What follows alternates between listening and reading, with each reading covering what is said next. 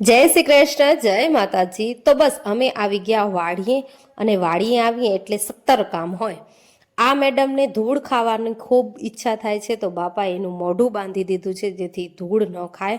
અને તમને મેં શાકભાજી બતાવી દઉં તો મરચાં કર્યા છે, થોડાક રીંગણા કર્યા છે, ઘર પૂરતું થાય એવું શાકભાજી કર્યું છે, અને ટ્રાય પૂરતું કર્યું છે કે થાય છે કે નથી થતું, તો વધારે માત્રામાં કરી શકાય.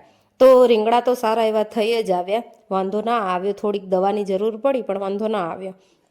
પછી અહીંયા તમને બતાવી દઉં તો દૂધી પણ સારી એવી થઈ છે, અને દૂધી તો હું 2-3 વાર ઘરે લઈ આવી હતી, અને શાક પણ મેં બનાવ્યું.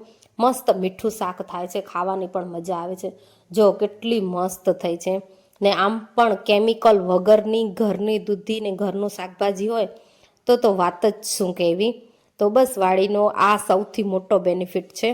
પછી થોડુંક લસણ ચોપવાનું હતું, તો એ કામમાં પણ લાગી ગયા કે ઘર પૂરતું થઈ રહે, વેચવા જેવાનો તો કાંઈ વિચાર છે જ નહીં. તો એ કામ કર્યું, પછી ચાય પીધી, ચાય પીને આવી ગયા ઘરે.